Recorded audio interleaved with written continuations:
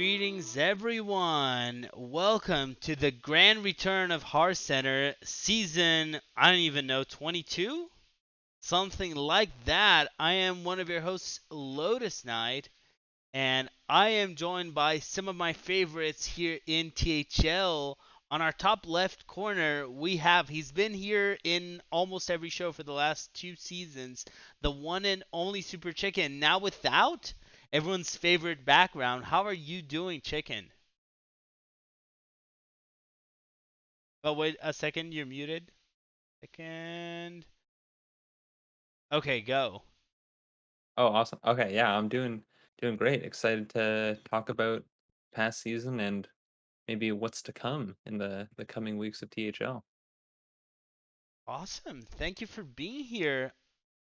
Right below Super Chicken, we have the other person who's been here for every show last season, I believe, or almost every show. We have Geranium Battle. Geranium, how are you? I'm doing pretty well. I'm also excited for the show coming up, but unlike Chicken, I'm more excited for the deck featuring section. I think there's going to be some spicy brews, and there kind of has to be for some of these classes. For sure. Next, but certainly not least, we have right opposite to Geranium Battle, the one and only Neji Boston. Neji, how excited are you for this new season? Very excited. Really excited to get back on the Hearthcenter and start reviewing the shows again. For sure. And we have one of our two special guests. The other one is stuck on traffic, but he's going to be here soon. Always just in time is just in time for tonight's show. How are you, Justin? I'm recovered from COVID, so that feels good. It did not feel good when I was not recovered from COVID, but Nice. yeah. I am glad you're doing better.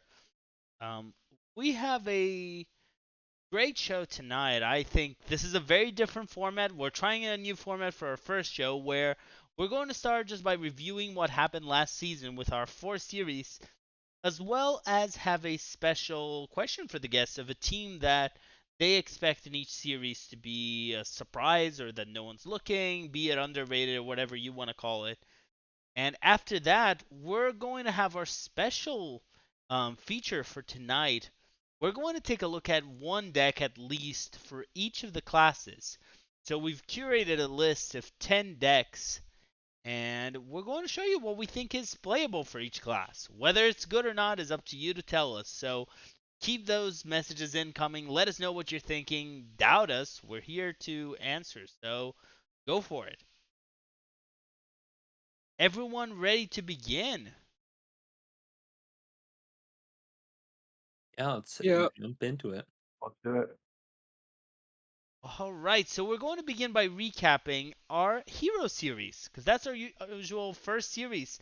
Chicken, take it away. Yeah. Hero series, bit of the usual suspects, you might say. This is just another win under the Skirt and Nine hero championship belt. Nine was just captaining the season, so Neji And and I'm sure there was no one else who was responsible for that in the chat today as part of that Skirt 9 legacy, who has won THL championships many times the past yeah, few seasons. yeah, Oh, no, no. CMAC obviously been around for a long time on the team as well. Those True. three, along with myself, won hero 2 seasons prior. But yeah, Neji and Justin joined up this season, and yeah, we're a team that kind of just barely squeaked into playoffs, but after that, kind of clutched up and won every week. Hmm. Oh yeah, and Skirt went like from like 1-7 to 4-7. He won all his matches in playoffs. Skirt Reynolds does not lose 8 times in one season. That's fair. That was quite the season for At Least I Don't Have Chicken. So I'm going to ask Chicken here if you had any moments of Hero that stood out for you. Anything from the show last season that you thought, this was actually really cool? Yeah, I think like F2L Obsidian was a pretty cool story. Like picking up Aquaman like partway through the season and then just going on an absolute tear into Yes. playoffs. I thought that was really cool. I thought I was pretty much expecting them to win the whole thing because they were on such a hot streak, but yeah, just fell a bit short. Not sure. Looking at the bracket, I don't remember who they actually lost to, if it was Chicken or if it was It was APM. They it was lost to, APM. yeah. Okay. But yeah, that was pretty cool. And yeah, I mean the at least they don't have chicken team. Just like getting into playoffs by like a couple points and then winning it all was pretty cool. And Neji turning his hero record basically on its head. Yeah, I was certainly expecting the opposite semifinal of F2L versus APM to be the actual final. I thought both those teams were the strongest two on paper by far and would just roll over whoever won Chicken versus ET. But I guess fortunately for us, the best team doesn't always win, and sample size of 1 week, I think it's fair to say they got upset. But yo, we take those. Not every time CMAC goes quad Murloc.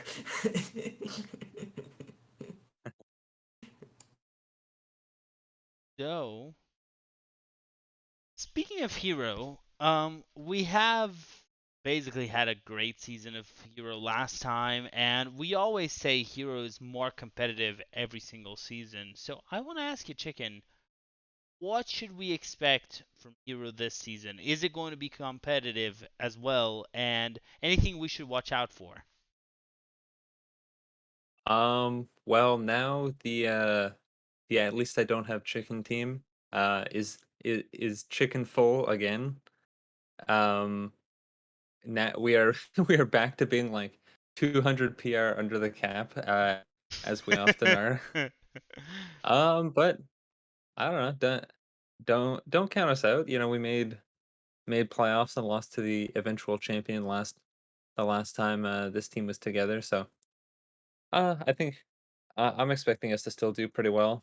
Hero always has some pretty strong teams. I think relative to Legacy, I think like the field is a lot more concentrated with like really, really high quality players. Usually, like you see some really, really strong matchups every single week. So it is really exciting to watch out for.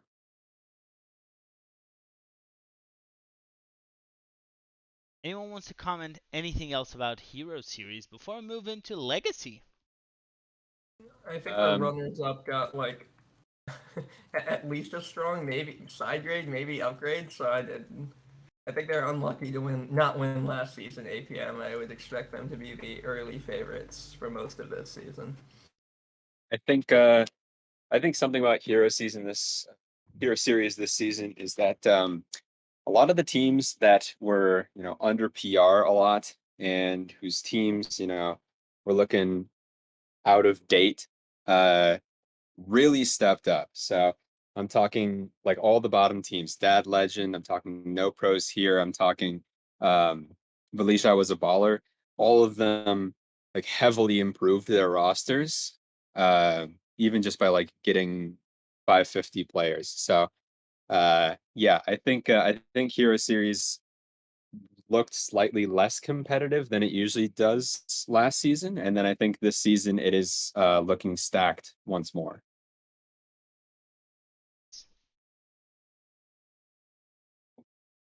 Well, I know we're all here looking forward to tell you more about Hero series next week.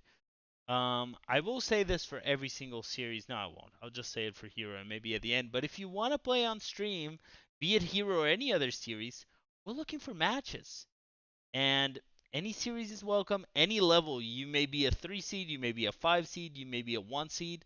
Hit us up. We want your match on stream. We're going to be nice about it. We're going to have fun casting if I'm casting. I don't think I'm casting this week, but whoever's casting is going to have a lot of fun, and it's a great opportunity to learn stuff. That said, I'm going to bring us right into our second series of the night, which is Legacy. Neji, tell us what happened in Legacy. Yeah, in Legacy last season we had standard THL Degenerates take it down against F2L White 13-8. Very strong showing, and definitely I'd say not necessarily this matchup was an upset, but just the playoffs in general. We had all three of the top teams in each of the conferences were knocked out in the first round, well, after the bye round. So that was pretty surprising. So, yeah, just every way the playoffs played out was pretty interesting. And yeah, congrats to STD. We'll see how they do.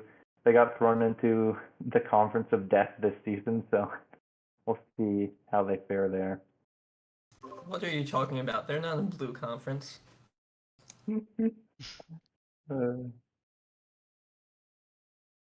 going to have to see what things are looking for this season. Before we talk more and I ask you what teams are you thinking about this season, Neji, I want to ask you, is there a moment in Legacy that for you kind of blew your mind or that you thought was amazing from last season? Yeah, I mean, I would just say again, like we had three teams that were clearly, at least based on points, like a cut above the rest with Kachow Clowns, Blue Naga Cult, and Season 21 PHL Legacy Series team. All of them were super high up in points. I think we're all like Wait, averaging 20 specify. points Wait, per week. what's the last team? What's which You're not even season close enough. 21 legacy team? The team now known as the Season 22 Closed List Conquest participants. Exactly. Which But one though? yeah, You guys aren't answering my question. You really hate your ops. we'll say Super Chickens team. There you go. But yeah, it was surprising to see all of them get knocked out, and just the way things had to play out from there. I had no idea who was going to win. Like if any of those teams moved on, and like two of the other ones got knocked out, then they would definitely be the clear favorites. But literally all of us got knocked out, so it was a bit weird. True. And before we open Legacy for everyone who wants to say anything about Legacy, really, I want to ask you, Neji, um, what is your call for the team to beat or underrated team or team you want to talk about tonight from Legacy? I'll kind of talk about maybe Silver Conference as a whole briefly. Like I was watching the Wheel of Doom or the Wheel of Death, whatever we call it, spinning, and literally every single top team was getting thrown in. Like we had IDK, who's looked the best they've ever looked to me this season. We have Super Chicken's team, which is looking really good. We had Zyrella's Disciples, which also looks insane. They have Hypern in the 4 seed, who was the Wild MVP last season, so don't know how that's legal. And then we have our season champions, STD, and then newly branded NPH as the Slaw Bunnies as well. So just the whole conference in general, I have no idea who's going to be coming out of that one. So definitely got to keep an eye on it. Nice. Yeah, I think IDK in particular looks especially improved. I mean, JR is now in the 3 seed, who has made room for Foodov in the 1, and then Molestar in the 2, making his return to a PR series. Yeah, and I believe they have Righteous Jammies in the 4 or 5, and then who's the last person? It's Nomad no, Farmer. Nomad Farmer. Yeah, Nomad Farmer in the 4 and Righteous Jammies in the 5. So it's it's a pretty crazy lineup, especially compared to like previous iterations of the team. And I think they are easily the most improved team on paper from last season. I don't know, Chicken. You say JR Juggalo on the 3 is Oh, impressive, but okay. in Hero he's a 4 seed. Yeah, I mean that's probably just a discredit to this team. If anything, it's they do have Fudas in the 1, Molestar in the 2, but they do have to run JR in the 3, so maybe they'll get helped out by that. You know? Fair. Max, I thought you were gonna talk about your legacy team and how they are probably the most improved legacy team. Are you kidding? They have a 3 seed playing in the 3? That's just value. True. Any final thoughts anyone wants to share about Legacy before we move Yes. into Pro U?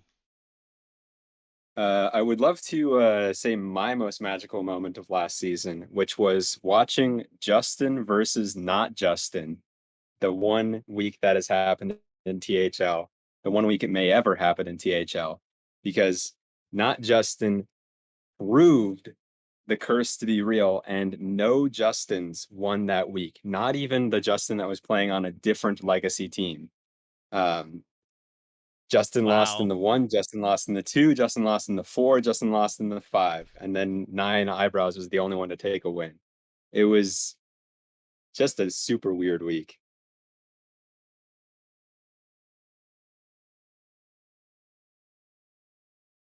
It is surprising for sure.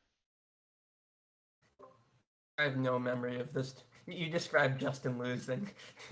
I don't Uh, know what you're talking about. yeah, you weren't playing, so I you had wish Dudley had some localized amnesia around that week of the season. I don't know.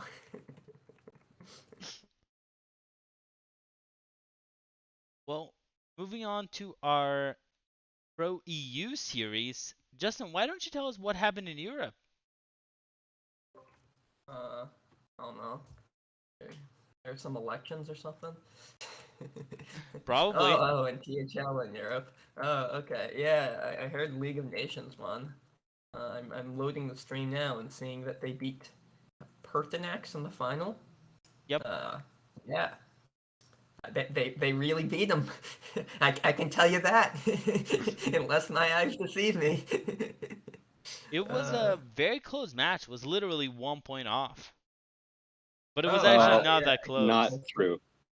Was The there ever a 3-0 chance match of it from being a 2-3 with like the losing team, the team No. that got 2 max wins winning? No, because they Okay. had so already so won. Yeah, yeah, yeah, NL that's true. Bouncy Knight played his match after having already lost. So that 3-0 technically never Okay. happened. So it was a 3-1. Hmm. No, that's interesting. Yeah, guys, that doesn't happen very often. But but I don't think I've ever seen it happen in finals before. I know it happened. It happened in like quarters of Legacy last season. A few seasons ago, it happened in semis of Hero. Uh, Yeah, it Anyways, can. okay. Yeah, I did not expect Den to be the 3-7 on this League of Nations team, but I guess they carried him to a title. They really did. uh, yeah, who was on League of Nations this season? I saw Nails was on it. Who left? Just Dens That's that left, and they Yep. ran back to 4. Guess that's gonna be the clear favorites. I know Bouncy Knight has been pretty hyped for this season as well. Are they running it back too? Yep. Yeah, that's Uh, exciting. Yeah, it seemed like the vibes that I was getting from the EU series was that everyone was just having a good time playing against each other. 'Cause it was the first time a lot of these people were getting to experience playing in THL. So hopefully it continues for another good season. That's true. EU has been a great series, and I'm looking forward to seeing what happens with Pro U this season. Um, Maybe someone can beat Nails a few times in it so that he has to join Wild Series to win the crossover. Who knows? um, although we don't talk about Wild in this show, it's not. Thankfully, we have a show just for Wild, so you can hear all about Nails' wild exploits when he decides to go wild there. But I want to ask you all, anything actually before I ask you all, Justin, any moments you want to share about Pro U, anything that highlighted for you the series? I mean, the most memorable moment of Pro EU for me was reading off this this final scorecard when League of Nations evidently beat Pertinax 14-13. Oh my! Fair. I'm not sure I can even think of another Pro EU moment that comes close to that in my mind. Does anyone want to share a moment they think of when they think of Pro U? Yep. Uh, I mean, my favorite Pro U moment was midway through the season. Um, just the playoffs race that ensued because there was the clear teams at the top. That was Donkey Hot and that was League of Nations, and then there were the teams firmly at the bottom. And steadily, week by week, each of those teams that were at the bottom won their weeks versus League of Nations and Donkey Hot, such that it was like magically Pertinax and another team that barely didn't make it. I believe it was Flowens Esports. Um, they like it made it from a very one-sided, huge gap in the number of Hmm. points to like there being eight or not eight teams, six teams all in danger of not making playoffs.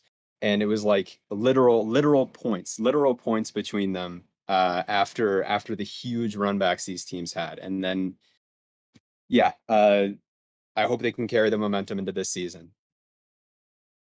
Fair.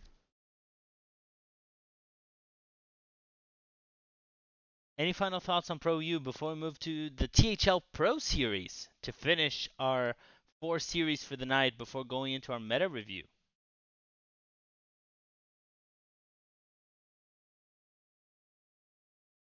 All right. So, Geranium, it's your turn. Tell us what is going on in Pro.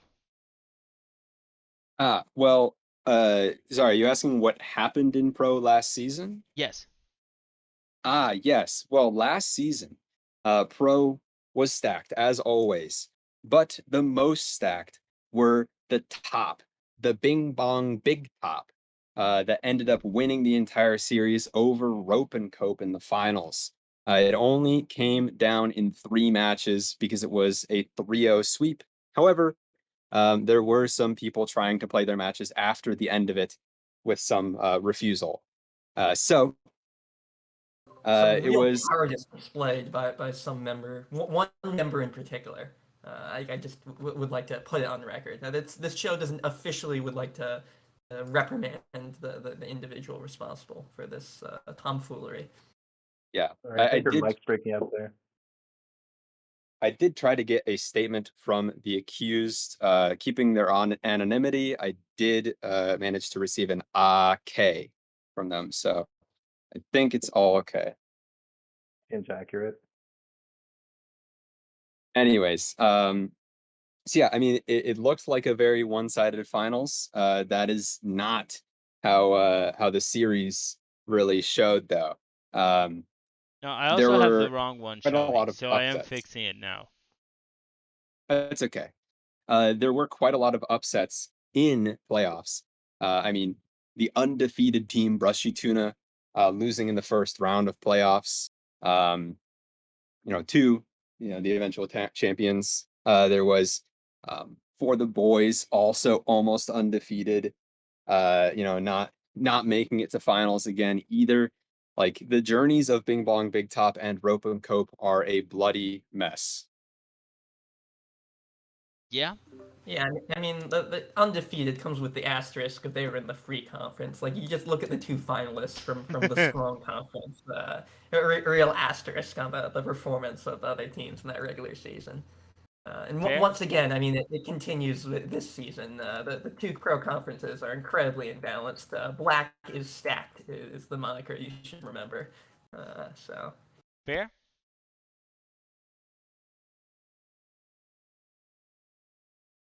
I want to ask Geranium. Any special moments for you? Anything that shined throughout the Pro Series last season that you thought this was just amazing? Yeah, I think my favorite moment of Pro Series was on Hearthcenter reading out the um the top 15 players and getting to read Damon's name out as number 15 with a 0-1 record. Fair. Fair. It was a very impressive loss. That's fair. Um, Again, if you think PPR is unfair, DM Marty. Just flood his inbox. Yeah. Remind Marty to give me a number 15 next time. Now, one more thing I wanted to ask you, Geranium. Anything you're looking to see, any team to watch, anything you would say this is your call for pro this season? Yeah. Pulling up the the pro teams right now. So I mean, obviously the most stacked teams are continuing to be extremely stacked. For the boys looks a little bit different, which is interesting. Aquaman and Fire Noodle are in the squad now. Nice. But I am probably most interested in some of these new players. I think Silverhand Detective Agency is extremely interesting to me. And I'd say the same thing with the new players on criminal lineups. A lot of them are very under PR'd in other series. So seeing them being highly valued here is interesting. Fair.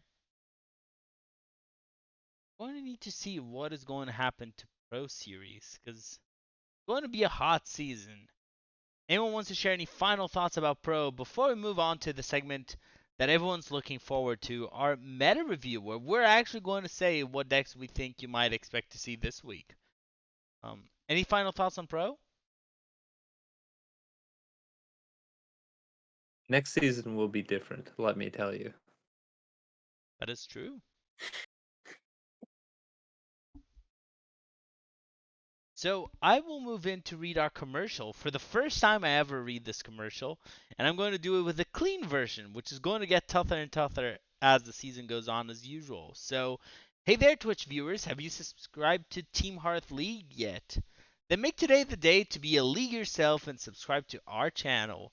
The subscription enables the THL team to help cover the various costs of operating our website as well as improve the quality of our streams and content to our viewers. If you have Amazon Prime or Twitch Prime, you can sub to the channel for free. Subscribers will get a THL emoticon as well as a lovely THL chat badge, so hit that crown button and keep those notifications on to make sure you catch our team broadcasting live. We appreciate each and every one of you. Special note to our viewers, check out THL's other social media points of interest, such as the THL website, teamheartleague.com. Catch us on Twitter at THL_HS. Join us on Discord at Team Hearth League Discord. The true Hearth legend himself continues to post all our videos on our YouTube channel. That's Haku. Just search for Team Hearth League to see everything previously recorded. You are, of course, watching us on our Twitch channel, twitch.tv/Team Hearth League, or possibly on our YouTube channel in the future. And for all of you THL fanatics out there, there are THL shows every single, most days of the week. You can't go wrong tuning in at any time for some Hearthstone related content.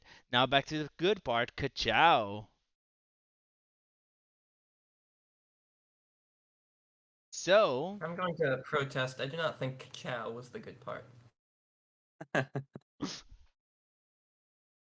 good part is coming in now with our special segment for the night. We're going to talk about some of these meta decks. There's weird stuff brewing, there's strong decks incoming. The meta is very unbalanced right now.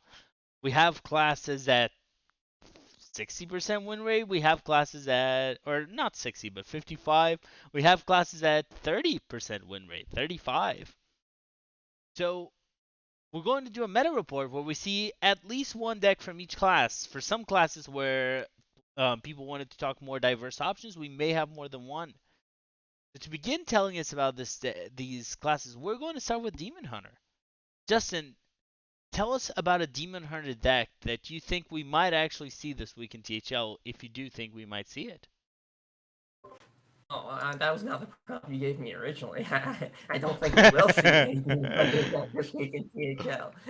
However, I don't know, this one seems pretty hype. Proving Grounds, Demon Hunter, whatever. So there's been a few lists played that have gotten more than 1,000 games of Proving Grounds Demon Hunter on HS Replay, and none of them have a win rate that begins with a 4. Uh, both the list from Habu Gabu that runs Red Herring and the list popularized by Draco Cat and Pigpen, but both of them start with a win rate in the 30s, albeit high 30s. So this was a different list, I guess, going off of their maybe V1s, iterating on it, which over a lofty and I can assure you conclusive sample size of 200 games at Diamond to Legend has a win rate of 48% or something like that. So okay, maybe this one's better.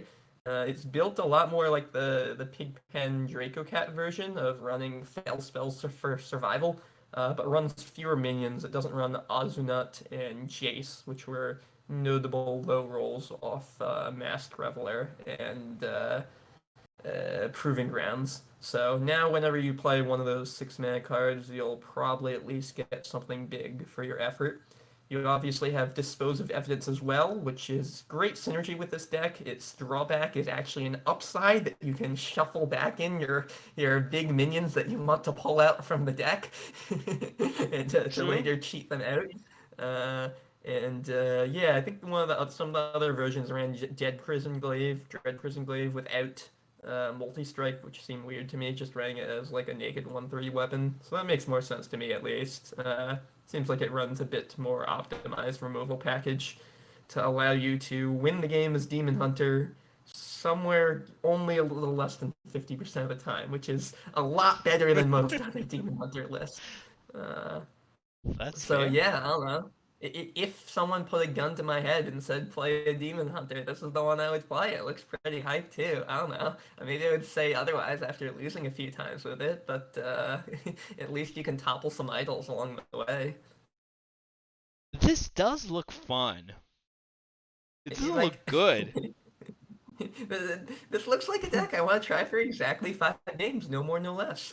Yeah, it looks like those decks. You're going to high roll once, and then you're going to say, "Oh wow, this is actually okay," and then you're never going to win again.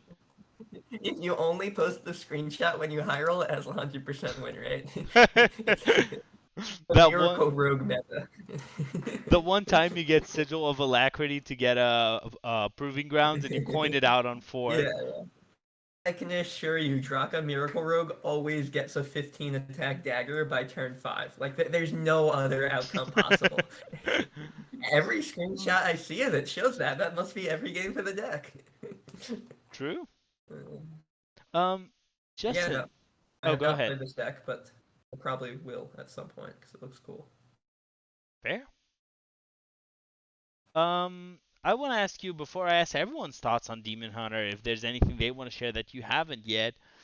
Tell me, if you were to rebalance one card in Demon Hunter or something in Demon Hunter, either buff or nerf, what would it be? Yeah, I mean, they're gonna hate me because I'm speaking the truth, but the relic package is pretty underwhelming, right? There's a 5 mana card that draws and discounts that's a little underpowered. Like, what if you just made it a little stronger? Guys, hear me out. Pre-nerf Skull of Gul'dan did nothing wrong. Fair. Just buff it. Change it back into pre-nerf Skull of the Relic. Fair. Fair. Surely that would make Demon Hunter playable and a fun play experience as you full bitch for Outcast Skull, 5 mana Skull of Gul'dan. That's fair. I mean, what can I say? The devs had it on release. Originalism, they had it right. This 5 mana Skull of Gul'dan is the way Demon Hunter was meant to be played. Anyone who says otherwise doesn't know Illidan the way I know him. Fair. Can't argue with that. Anyone wants to share any final thoughts on Demon Hunter before we move to our second class of the night? Yeah, I thought aggro DH was going to be good this expansion, and it's terrible. It's kind of sad. There's a lot of cool new exciting cards. I think like a lot of people having 40 health hurts Demon Hunter a lot, or at least aggro Yeah. Demon Hunter a lot. Um, they're like, I mean, it's similar to Face Hunter where they try to stick a board early, but then burn you out in the later turns. and that kind of burning you out gets hurt a lot by someone having 10 more health. Mhm. But maybe with a little bit of buffs, maybe a couple of nerfs. I could see aggro DH becoming, at least maybe a tier 2 deck in the meta. Mhm. Why would you play a 4-mana 7/7 that discards your hand when you could play a 4-mana 9/9 split across 3 bodies that allows you to draw 4 cards the next turn because it always sticks because it's a 4-mana 9/9? Yeah, I think Implock being good is pushing out a lot of other like maybe semi Yeah, decent aggro decks. But maybe those decks also just suck. it's Yeah, fair. the biggest buff that DH is going to get is if any Warlock cards get nerfed. Mhm. That and returning 5-mana Skull Glugan to standard. That'll be up there as well. So I'll move us to our next class after these great Demon Hunter points, and I will remind everyone, don't watch our set review. We made a few mistakes. Maybe a lot of mistakes. But we tried our best and we're going to keep it going. But let's take a look at Druid. So Chicken, you've been playing a lot of Druid. Tell me, what lists are you bringing tonight? Yeah, so two main druid archetypes right now. You have the more popular, just normal Sire Denathrius druid, which runs the brand Denathrius combo, and then we also have alignment druid, which focuses a bit more on disruption. It's a bit greedier. Trade-offs with both of the archetypes, but a couple points about each of the lists. Kael'thas was seen a lot in Denathrius list, not actually that necessary because, Guff gets you to the amount of mana you need to play Brand Denathrius with anyways. Um, I think a lot of people have been complaining about Druid, at least from the start of the expansion, but um at least from aggregate stats, the decks aren't amazing or anything. They are kind of decks that like push out some slower strategies a lot of the time, but they're also really weak to disruption, which we're seeing a lot of in the meta. There's a lot of Theatar in the meta, which pretty much if you take Denathrius, this deck is pretty terrible. You could maybe try to burn them out, or tempo them out with summoning a bunch of shrubs with Topiary, but and I think this Denathrius list is from Monsanto, which does run Herald of Nature, goes for a bit more of a tempo strategy with Naga Giants as well. So it kind of hedges towards losing your Denathrius a little bit. And yeah, as for the alignment list, a card I was really surprised by was Insatiable Devourer. Um, Mhm. Looking at it before the expansion, I wasn't sure if it was going to be good, but just having you play it like once or twice and you realize, oh my god, this card is so insane! Like, holy Yeah. crap! I think it should. I mean, maybe not in this version of the Denathrius Druid because it's a little more tempo oriented, but yeah, I think maybe should be a two of in that deck as well. It's just so insane. Mhm. I've seen some people running Kaz in Alignment Druid. I think that's why ever I tried it at the start of the expansion, and out of 30 games, it was maybe useful once or twice. Games just don't go very long and um are most of the time decided by tempo or burst. Fair. If you wanna Yeah, if you wanna, get a little greedier with the alignment list, take out spammy, put in, aquatic form back. I'm personally not a huge fan of aquatic form and alignment druid because, it's a pretty terrible card post-alignment. Not that, every card in the deck has to be amazing post-alignment, but I don't know, I find it's, pretty notably bad. Um but anyway, it's not like a huge deal or anything. Deck's pretty good. Pretty much folds to aggro, but yeah, I've been having a lot of fun with it. Nice. Now, my question for you about Druid here is, do you think they're going to balance any card in Druid, be it a buff or a nerf? Unless we see some huge sweeping nerfs, I wouldn't really expect too much in the realm of balance for Druid. I could see maybe Plot of Sin getting a buff. Like it's Infuse 5, which is a pretty high price to pay for Sure. Infuse. I could maybe see that going down to like a 3 or something. That is what I would expect. Because yeah, I thought Token Druid maybe had some room to find a place in the meta this expansion, and it really has not. Hmm. So I think maybe buffing one of the support cards for that. I don't think I would buff any of the Death Rattle package just because like I don't think the issues with the Death Rattle support cards themselves, I just don't think there are enough good Death Rattle cards right now, and we need to kind of Sure. wait until we actually get some more of those. So Sure. yeah, I think I would say probably Plot of Sin or some other token druid card. Do you think they'll nerf alignment? I could see it. I don't know. It's definitely like a card, like a Reddit Twitter complain card. Yes. Oh, this card ruins all my games. I hate this card so much. Um, I don't think it's actually that big of a problem. Like Druid gets run over by a lot of decks. Yeah. Um, like Alignment Druid especially gets just rolled by aggro. And Yes. we actually have some good aggro decks in the meta right now. I think we have like this is more just a comment on the meta as a whole, but I think like we have a pretty healthy meta right now, with the exception of like some classes that really suck and need buffs.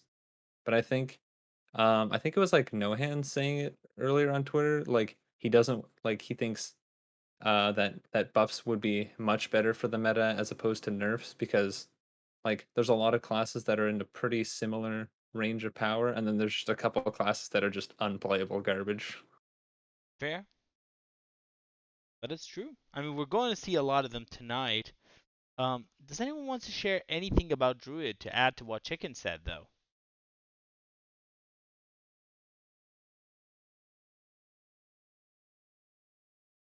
All right, I'll take that to mean a no. Next, we're going to look at Hunter. Neji, you chose us a very special Hunter list you wanted to talk about. Yes. All right. So for Hunter, I decided to go with Face Hunter. There are a few different Hunter archetypes that are pretty good right now, and I'll just mention it now. Quest Hunter on HS Replay is tier 1 at all ranks. I mean, besides like gold and silver and bronze, but um, recently Quest Hunter's really been picking up, so that could be something to watch out for. But I went with Face Hunter for my deck. I've been playing a lot of Face Hunter. This is McBanter Face's list. He hit rank 1 legend with it. Um, it's also doing really good on HS Replay at all ranks, and I think this will be a really strong deck for everybody. Like 1 seeds through 5 seeds in THL, I think this will be really common to see. Lots of powerful things. You want to keep a good aggro curve, 1 into 2 into like Wild Spirit. Um, really good things you do. We got Twinbow Terra Coil can double your Wild Spirits for huge, big tempo turns. Getting the Stag is a lot of burst damage too, and Mm-hmm. the Wild Spirits doubling up can be really absurd. Um, Also, you can double like aim shot with Terra Coil, and then collateral damage, of course.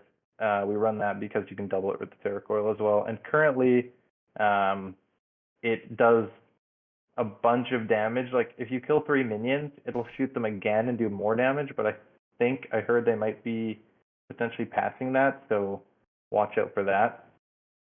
Um, but yeah, the wild seeds have proved to be really, really powerful, and they really added a whole new layer to Face Hunter. I'm really enjoying playing this deck. Nice. Yeah, Face Hunter has been kind of everywhere. Has been one of the biggest decks ever since Banter basically was one of the big names to popularize it. Um, I want to ask you, Neji, do you think they're going to change Hunter? And if so, why is it Wild Spirits? True. Yeah, I think they're gonna balance Hunter. It'll be Wild Spirits. I think like the only thing you could really do is put the 4 mana. What else can you do to it? You can't really do anything else. Yeah. Um, You could just not touch it. What are you talking about? I have it on good authority that Wild Spirits is the most overrated card of the set. Who would say this? Who would say this? Who, who would put this in? No good authority, you self-respecting say. individual would put this in their A card rather review. trustworthy avian assured me that the card is bad. Okay. Uh, yeah, I will Wild note Spirits is pretty absurd. they're also at some point going to fix the bug on collateral damage. Yeah. Then we will be cutting that card. Yeah, pretty much.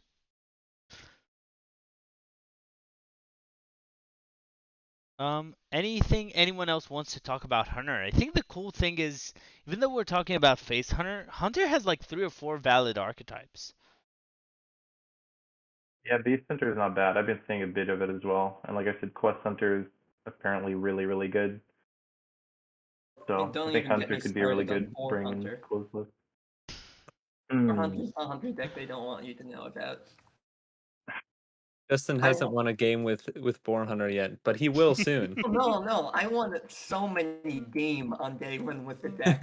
It was almost even plural. It was so close to being games. You know, when Quest Priest just it plays their minions on curve and beats you down, even though you have double swarm and 3 triple board by turn 5, you're just grr. I was so close.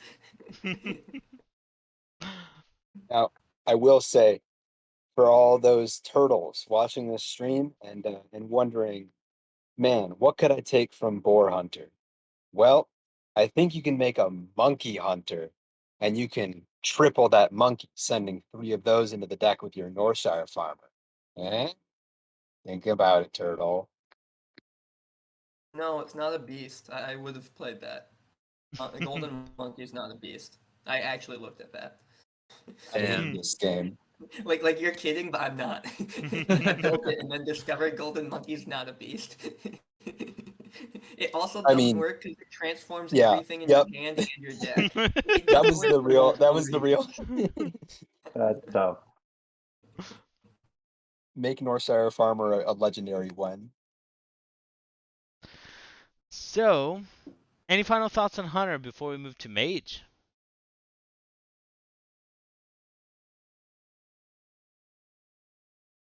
All right.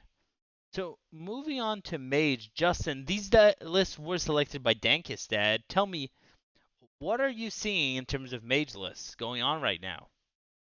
I mean, I'm seeing a 40 card ping mage list, cool, and I'm seeing a rather large and smelly mage, a big smell mage, which is probably quite playable as well. I saw even depending on how you sort it, skeleton mage is a lot of lists, and generally deck's pretty attractive, fun to play.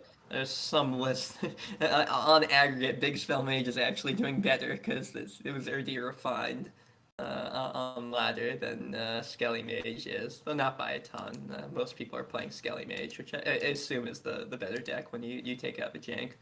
But yeah, they both seem viable. Nightcloak Sanctum is the highest drawn win rate, or no, one of the higher drawn win rate and highest mulligan win rate card in Ping Mage by far. Good enough that you just run it in Big Smell Mage because, yo, why would I not want to run that card? Uh, and yeah, you can do lots of other cool stuff with it. Lots of pinging. I don't know where Dank's dad got this 40 ping mage from. I don't think I've seen them play Treasure Guard before, but I see it's just a tech option in as a one of. This might be his list himself, because I know he was a Spellcoiler fan, which I don't think I've seen in many other places either.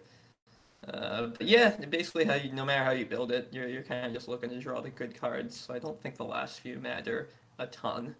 because you're just hoping you have your your location, your Varden and whatnot, and not them.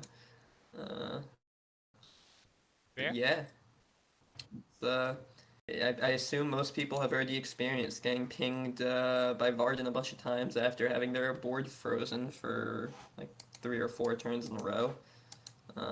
It's not Yeah, a pleasant experience. Uh, and the really isn't. skeletons obviously always hit the best target. If they need to go face, they go face. If they need to remove a minion on 2 health, they remove the minion on 2 health. Uh, yeah, and you can still big smell mage some people if you want to do that too. Belinda is still a strong Hearthstone card. That's true.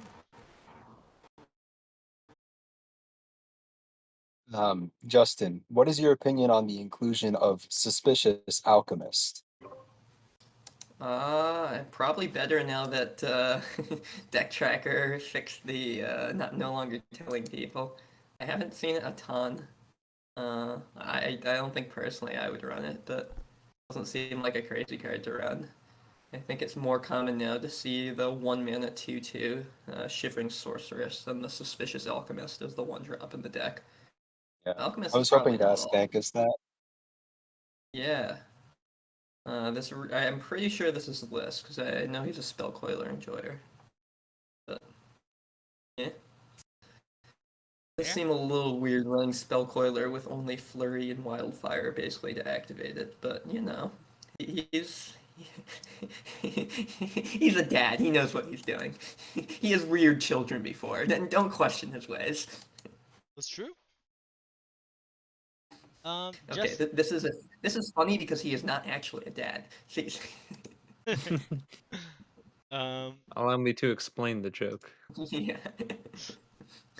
so Justin, I want to ask you here, do you think mage is balanced? Should a mage card be touched, either upped or downed, and what it is?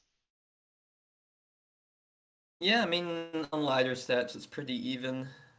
Play experience wise, I could see it getting touched because historically Hearthstone players really don't like all their things being frozen repeated turns in a row. And Dawn Grasp is pretty strong. It's a 7 cost card that you're like oftentimes full pitching for, in addition to the location. Uh, so I could see it being touched, but it's certainly not busted statistically. If they reverted the Dawngrass buff so that its hero didn't start out juiced even if you had Wildfire, that'd probably touch it down a little bit. I also think Sanctum, you would still play it in the deck if it cost a mana more, because it's so strong right now. But do they need to do that? I guess I don't think so. If people want it, then I think it'd be reasonable. Yeah. Anyone wants to say anything else about mage before we move on to the strongest class in the game right now in paladin? Yeah, I think mage is a bit overrated. Not not like maybe unfun play experience, but definitely not not anything remarkable power wise. Yeah. So tell us about the very remarkable paladin class. How is paladin doing, chicken? Yeah, okay. These two paladin decks are definitely two different decks. They're definitely not almost the exact same deck, but one has the countess in it and the other does not. Um, I mean, basically everything revolves around like at least the lists that are actually seeing play, Diamond to Legend are either pure Paladin, like 30 card pure Paladin, or 40 card control Paladin without the Countess. Pretty similar stuff. Trade off, kind of trade offs to both. Like in the 40 card list, obviously you have more health, but you have options to tech in neutral cards like Theatar and Starfish, which are pretty relevant right now. But yeah, pure paladin has the advantage of the countess, which is really a really good card. The only problem with the countess and elitist snob and lightforged carriel is that they have no other good cards to go along with. Um, like some notably like pretty bad cards that people thought could be good. Great Hall has pretty awful stats in both of these lists, or like Yeah. in like both of these archetypes. Sorry, like I was looking at other lists that had Great Hall and it just was not a good card. Stewart is like okay, but also just is it just becomes irrelevant whenever you play the hero card, which you like you'd always rather have the hero card down than be summoning Silverhand recruits. So yeah, it's a bit contradictory. I think Great Hall gets overshadowed by Righteous Defense a lot. Um because I think a lot of the time with this deck you're not buffing a minion that often, so it's basically just like a Righteous Defense that you can leave on the board, but against certain decks it just doesn't do anything. Especially right now with like I don't know, people playing Skeleton Mage which doesn't play a ton of big minions, Quest Hunter doesn't play anything huge, and then like there's just a bunch of aggro decks. Like it's good into Druid, but that's about it. Sure. But yeah, Paladin's in a pretty tough spot right now. It I'm has confused about why these decks are running crappy finishers like the Countess rather than the strongest finisher available to Paladin of Kael'thas, Bran, Sire Denathrius. Well, yeah, one of them I is think pure. like yeah, I do want to note that like No, I can assure you, this deck would be much better if you cut the Countess and ran Kael'thas, Sire Denathrius, because when you Uh, play those cards, you actually win, unlike when you play Justin, Wargold. that unironically is probably true. I mean, I think the Paladin is a class that has not seen much refinement yet because who wants to like Paladin when it's good is boring. Paladin when it's bad is just like slamming your head into a wall. Um Yeah. So what? Why would anyone want to try to theory craft this or this arena class? Like it, it just does not make any sense. Kind of like why no one has even probably attempted to build like token druid or something because the deck is just really boring. But I think you know, uh, the Countess could become a viable win con if there were like more good class cards and it was worth playing that. But I don't know. It If it were simply a different card, it might be good. uh, what Justin fails to consider is that the Countess allows you to get Sire Denathrius 3 times This is true. and all for It could, 0. but it's yeah, but although the infuse count starts out at 5, so might not even be that good. Maybe the The thing I've countess been sucks. I kind of had the suspicion of this pre-expansion, but I have been surprised by the magnitude of which. Of people were hyping up Alita's snub, and I was like, meh, I don't know if I want to play Ziliax in 2022. But I still thought I would want to. But holy crap, that card is very mediocre. It's like I mean, it still belongs in the deck because there's nothing better, but Ziliax without magnetic, that's conditional. Without a snip snap to attach it to, in a class that already has strong healing tools in 2022, it's just not a very good card. Yeah, Certainly not the powerhouse people thought it would be. it's like it has like very middling stats. It's just there. It's like a card that's there among other just bad class cards. So yeah,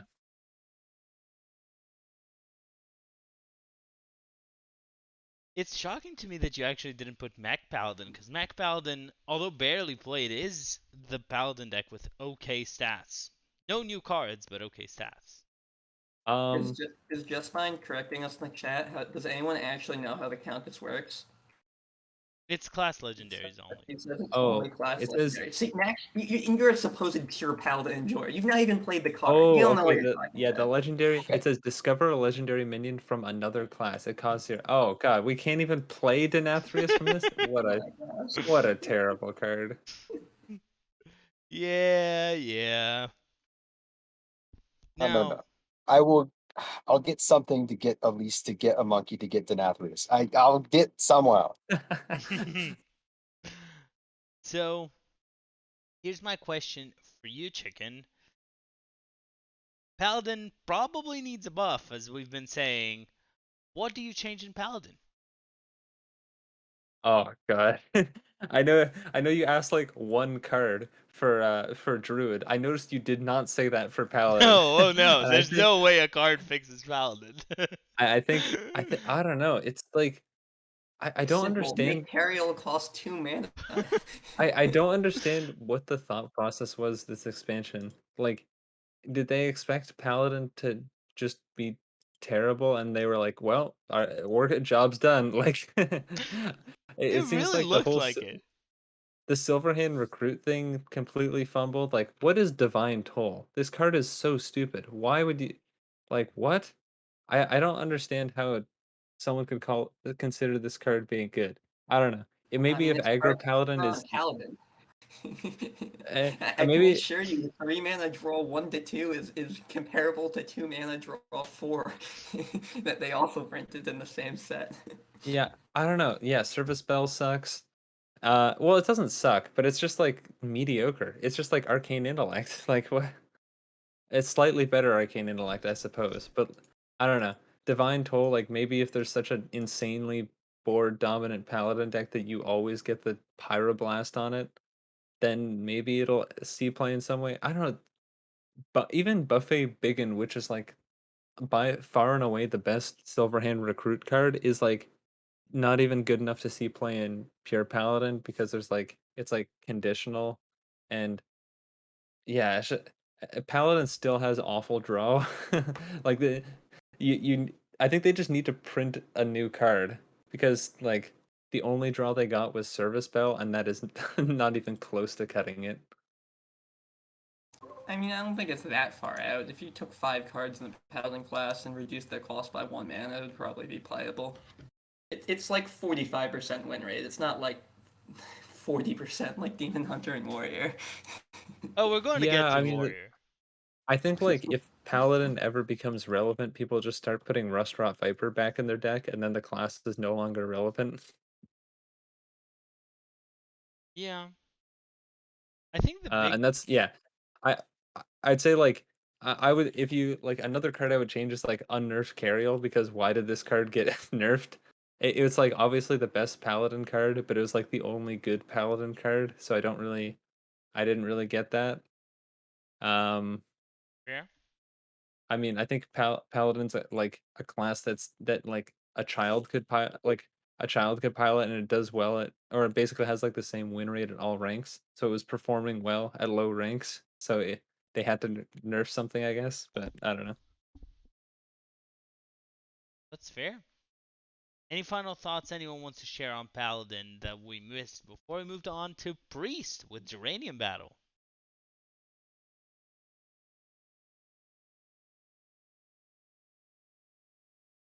All right, so we now start our Geranium Battle segment of the night with Priest. Geranium, tell us, what is Priest doing? Yeah, I seem to have saved the best for last here. All of my classes. I mean, this one I just took the highest win rate priest with 1,000 games on HS Replay. That being, the Naga priest. Naga priest, actually looking pretty good right now. It has some favorable matchups versus Warlock, favorable matchup versus Mage, depending on what mage you're playing against, whether it's refined or not.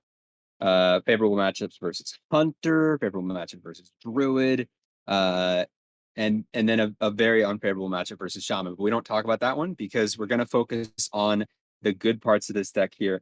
That being Pelagos, the new card here, Boon of the Ascended, also very good coming in here. This one also runs Partner in Crime as a new card. Some people say the Partner in Crime isn't very good because mainly the buff you'd want to run it out with on turn 4 is the Cathedral of Atonement. But if you didn't use Cathedral of Atonement the previous turn, it's like you're skipping turn 3. So Partner in Crime has a very high win rate in mulligans when it's kept, but it's only kept 18% of the time. Very weird stat card. Probably going to get cut in the near future, but for now, this is the list. Samuro instead of Najak Hexen, or maybe Pelagos instead of Najak Hexen, depending on how you look at it. But yeah, Najak Hexen doesn't have as many of the very important taunt hits when to hit in the formats to sort of limit you. And it's Naga Priest. It goes hard. Could have featured two other priests, Quest Priest and the Boar Priest. Boar Priest kind of getting very screwed with the interaction. When any one of your combo pieces gets stolen, you kind of lose the game immediately.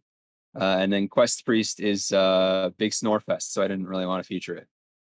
Yeah, I wouldn't either. It's simple. Do you not know the technology? You simply run Queen as Shara and Boar Priest, so that one of your amulets gets Theotard. You can make another one. The deck is still good. If you don't think it's good, you're just bad at it. And You're when just a you're bad player.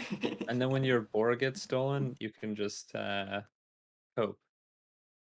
I mean, you obviously play out the boar, and they No, no. don't. It doesn't get primordial waved by shaman.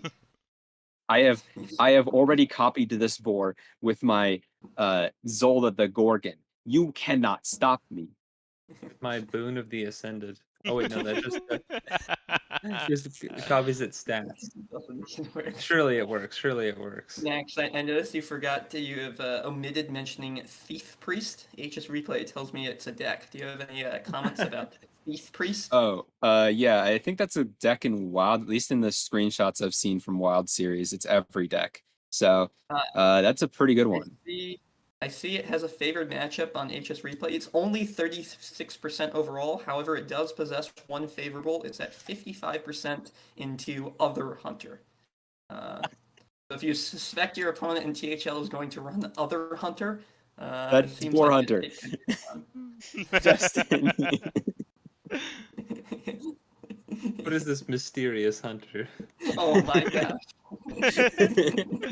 It all makes sense now. They steal the boar.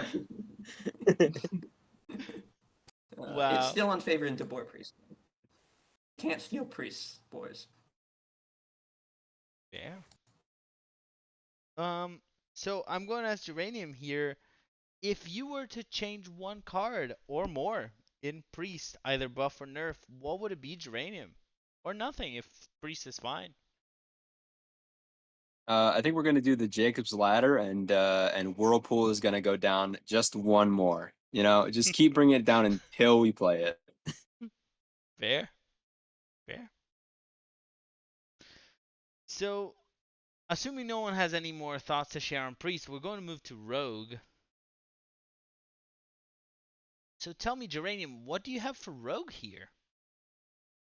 For Rogue, I brought two different lists. One of the two lists is the Death Rattle Rogue. I chose to show one that actually has new cards in it because that's kind of hype instead of the other Death Rattle Rogue, the Mind Rogue, that's just the same list as before. Technically, that one's doing slightly better, but I mean this version still has basically a 50% win rate into all the top decks. So yeah, I mean, simply high roll your Stoneborn Generals and your Masked Revelers, and don't have Masked Reveler pull a Swift Scale Trickster, as some opponents have done. Uh, you just sort of have to high roll, make it. And speaking of high rolling, this XL Thief Rogue is a specific pick because it high rolled a recent standard tournament, the Alley Coin tournament, and I'm sure someone who's experienced it firsthand might have some more to say about it. But this was Jespine's Thief Rogue, and it features a lot of interactions. You can see it runs double Parley included, alongside, of course, the normal Theotar and Mutinous. In one of the games during the tournament, Mutinous ate the Kel'Thuzad of a skeleton mage, and then Parlay hit the Mordresh and the hero card, the Varden hero card. So Oh my like god. almost every single win con was gone. That was that was certainly a game. Wow. Any thoughts you want to share, Geranium, on Miracle Rogue? I heard a Oh, certain head of content complaining about it. yeah. I see every single screenshot as 15 attack weapons on turn 4. So it must be good. That's what we heard about it so far. I'm here to say that the best performing Miracle Rogue is combined with Quest Rogue. Cool. Fair. So my question for you, Geranium, is the same I've been asking everyone. If you were to rebalance at least one rogue card, what would it be? Um, Swift Scale Trickster to 5. Okay. Throwing rogue down even further. As we should. I don't know. I guess rebalancing Rogue. Look at J Alex's Twitter. Oops, never mind. Don't do that. Don't do that. No, don't do that. So I will note Snowfall Graveyard to 4. It's just my comment. I don't like the Okay, that's card. fine. But should we move on to our next class? Or anyone wants to add anything about Rogue? Danker's dad, what's the status on the Highlander Rogue? Garbage. Garbage now. Hey, everybody. I came all the way back here just to tell you that Highlander Rogue is not good this expansion, but it wins more than another class that we still have yet to talk about. Oh, we're gonna get there. Wow. Yep. What a great segue. Now, let's talk Shaman here. Neji, is Shaman good? I can confirm Shaman is good. Yes. Shaman is broken, actually. Specifically, 40 card Shaman. The one I'm highlighting is card for card Habugabu's list that he posted on Twitter a few days ago. I've been having a lot of success with the deck. I know a lot of other people have been having a lot of success with the deck. Yeah, I mean, personally, I think it's one of the best decks in the game right now. So Shaman is a very good bring for THL, and I'll go over the deck a bit here. Lots of powerful things. Obviously, we have Snowfall Bird, which can just win games. We have Clownfish, Shenanigans. You can get AoE board clears with Flurgle. If you're lucky, you can get cards with Murloc Holmes. You can set up discounts for Mutinous, and then Brand Mutinous or Bolner Mutinous, and then Macaw, and you can eat a bunch of win cons. That's another thing. You have Denathrius with Kael'thas and Bran. Denathrius also works perfectly with Bolner if you can get that set up with Kael'thas. You don't have to use Bran. And then also Denathrius works with Bird and Bran Bird. So Denathrius is especially potent in this deck because you have so many ways to utilize it.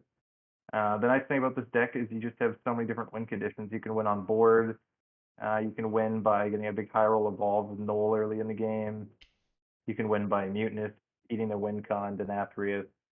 I mean, there's just so many ways to win.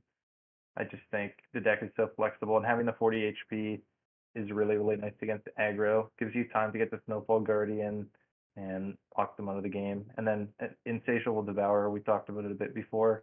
Really, really good new card. And again, you can use Brilliant Macaw with the turn after, Yeah. and it's just absurd. I think, yeah, Shaman, super powerful right now. People are testing like 30 card lists. I think the 40 card one is a bit better, but obviously we'll see in the future. Any other Shaman lists? I think not really, honestly, right? It's just No, like 40 card or 30 card. pretty much. I haven't seen anything. Has anyone seen any other Shaman lists? Yeah, I've seen something called Evolve Shaman, which is this Shaman list with one card different. Yeah, HS Replays clustering was I think they updated this morning, but it was pretty bad. For Donkey Shaman. too. Donkey was the There's same. there's also Murloc Shaman, which someone brought to China's like Gold Cup in the hard target conquest lineup. It ran no new cards. I'd probably beat Druid and very little else. You Fair. go. Bring those fish. You don't have the new cards, you don't have dust. Like, hey, it's still a playable deck apparently. Seems cool. Now, Neji, I'm going to ask you what card in Shaman needs change? Um, Probably Snowfall Guardian. Or actually, no, a better answer is probably Brilliant Macaw. Brilliant Yeah. Macaw now is so absurd with all the other new things you have, like Devourer and Denathrius. It actually might be a better one. I've seen some ideas that you could just make Brilliant Macaw not copy battle cries that cost more than 5. So you can get Snowfall or Devourer or Denathrius or Mutinous, but then the card's not very good. Hmm. But honestly, I think we should kill the bird. I don't mind if it's not that good. It's just absurd right now. Fair. I do agree. I think the bird is the much bigger problem than even Snowfall. Yeah. Any final thoughts on Shaman before we move into Warlock? Shaman's broken. Bring it to THL if you want to win. Yeah. Justin, tell us about the other demonic class. I believe that would be Warlock. Yep. As I can assure you, I am a very much a lore nerd who knows these things. Uh, but yeah, I mean, I didn't take a really that special Warlock list. This is one of the more played ones that wasn't a day one list. There's a decent amount of different zoo lists. They're all pretty good because the good cards are good. It doesn't matter a ton how you how you build it. Uh, and it's seen a lot of plays. Who's not been in a thing for a while, so it seems like people are excited to have it back as an option again. So that's pretty cool. And yeah, the Vial Library could probably be a mana higher or do 1/1 less buff. Imp King Rafan, up until I saw it play against me on day one, I thought it cost 8, because typically things like that cost 8. And yeah, it costs a lot less than it could have.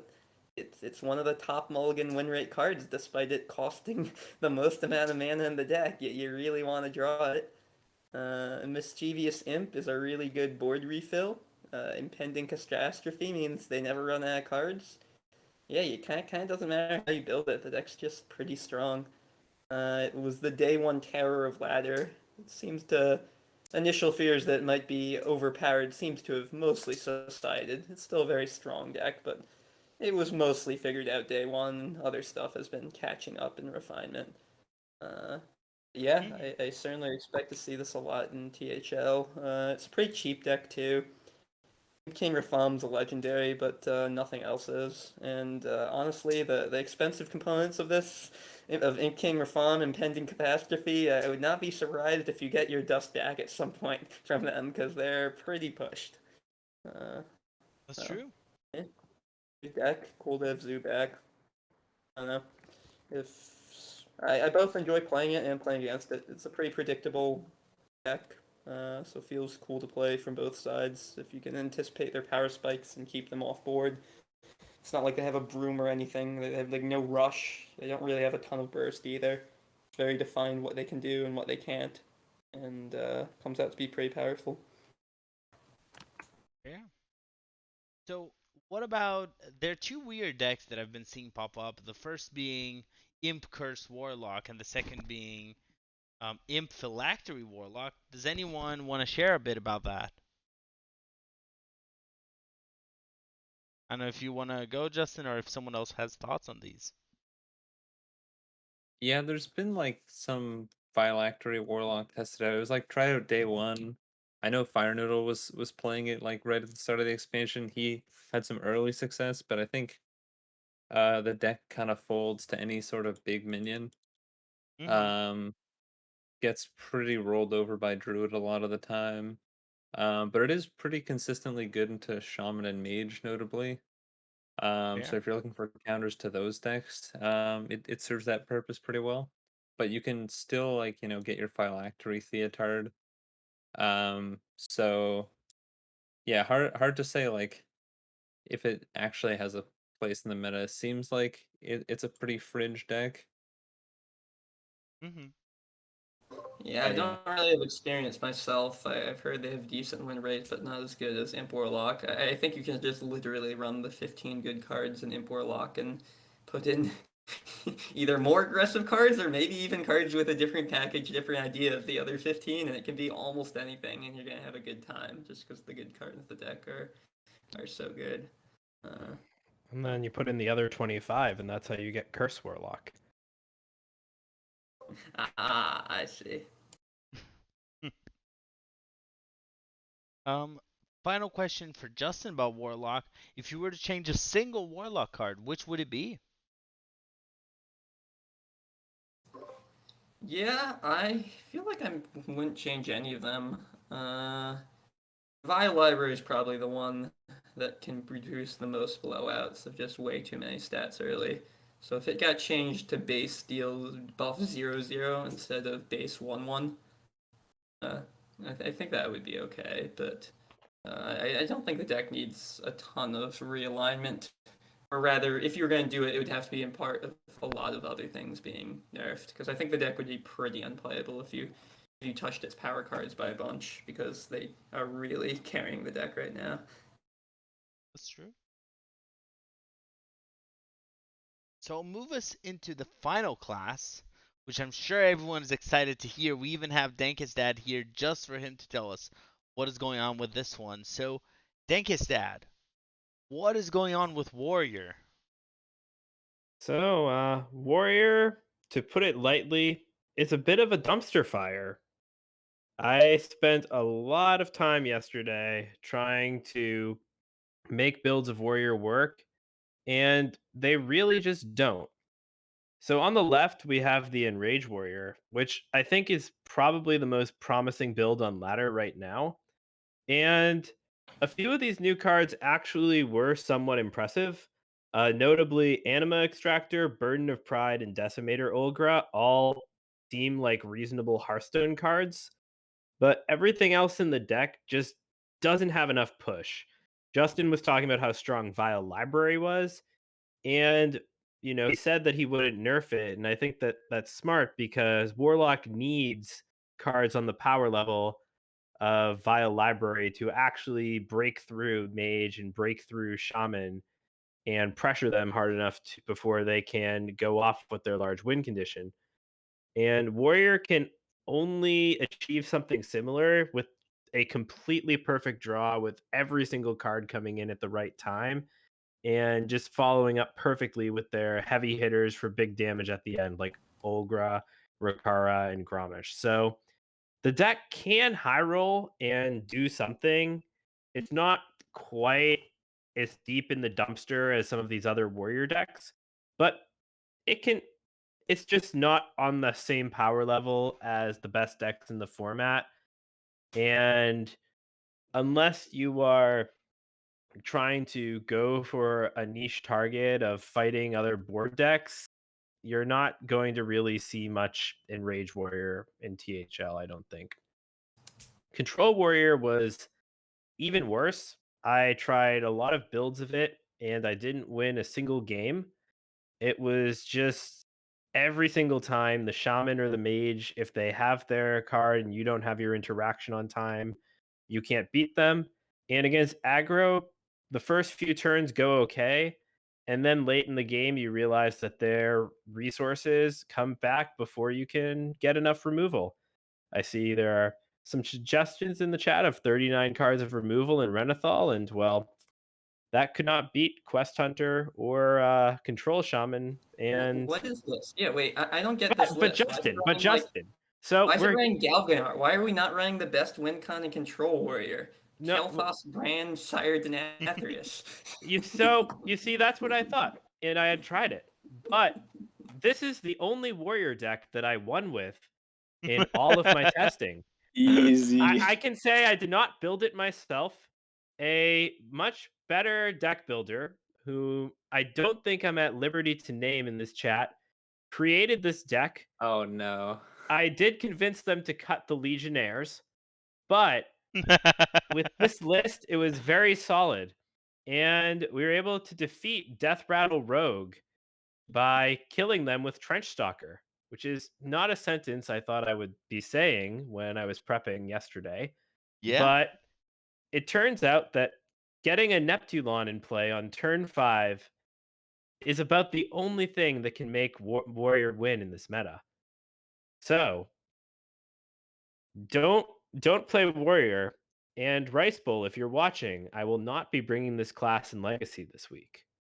Definitely not. There's no secret deck. It's sad, but I will say I do have some hope that with either the mini set or balance changes that Decimator, Olgra, and Burden of Pride can actually become core inclusions in Control Warrior. Those cards really impressed. So, Uh, oh, go ahead. I was gonna say in the pre-chat, some of the people in this call were saying things like, "Man, wouldn't it be great if you ran Vandar to discount all these high cost minions?" To that I say, how would you draw off Conqueror's Banner then? Hmm? If See, only I knew what that wow, card it did. sounds Geranium. It sounds like you're Oh, that's intimately familiar with this deck. that's the but that's the Cope draw 3 card. Okay. Which never draws 3. No. Would you rather run two Conqueror's Banner and draw 3, or two Outriders Axe and draw 3? Mm. All right, it's X. Yeah, what if we cut the Conqueror's banner and then put in Forged in Flame? Has anyone Uh, tried this before? you should probably run Conqueror's Banner because it will draw your high value Goldshire Knoll. Right. Thank Right. But can you Like evolve I it?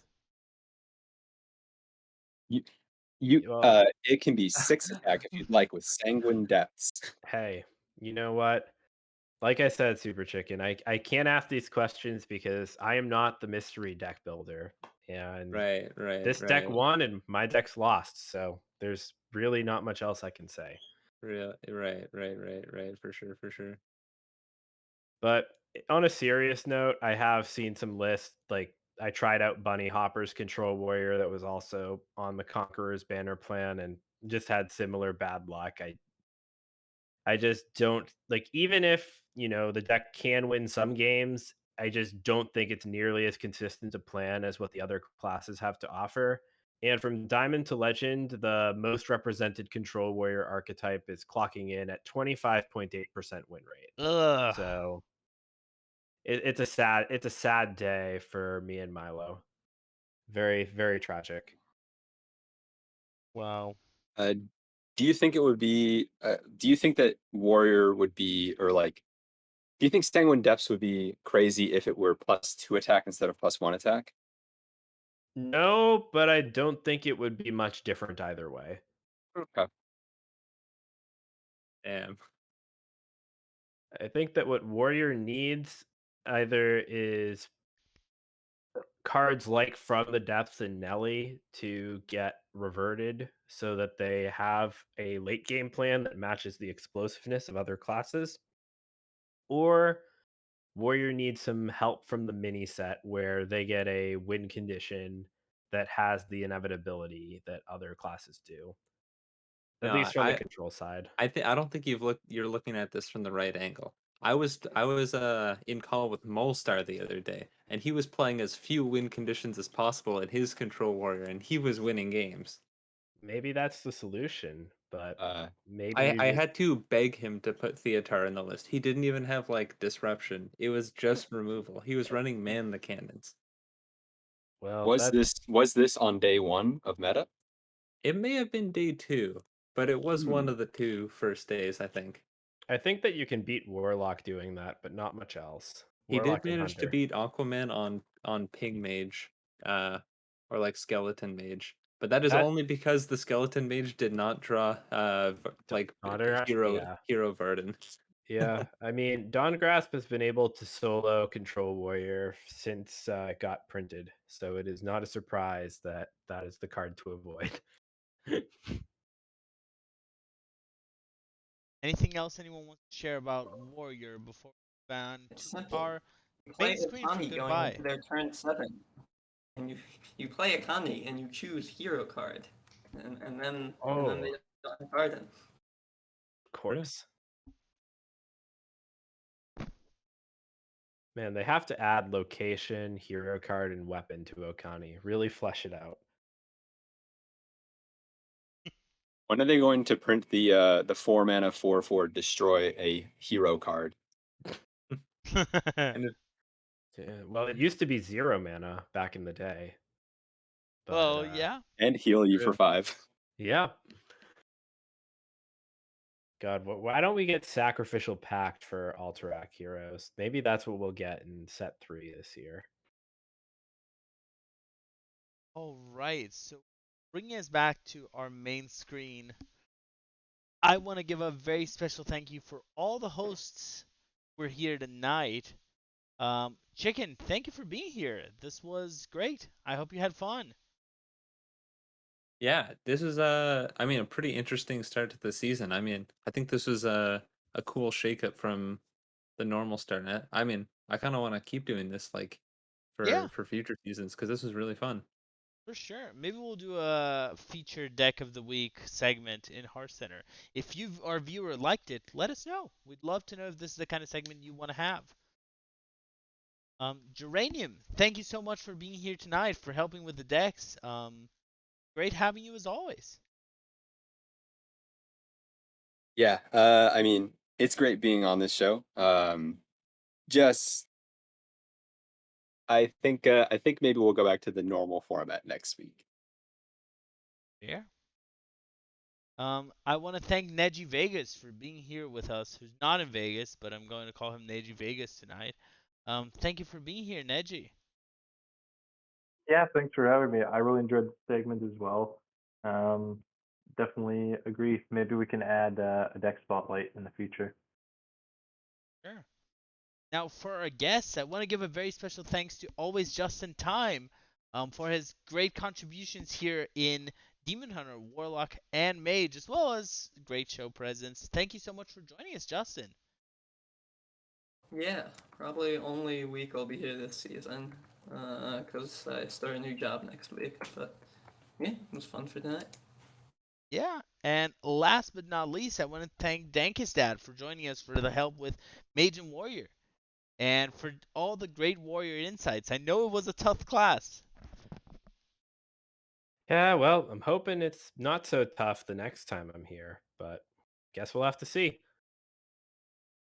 For sure.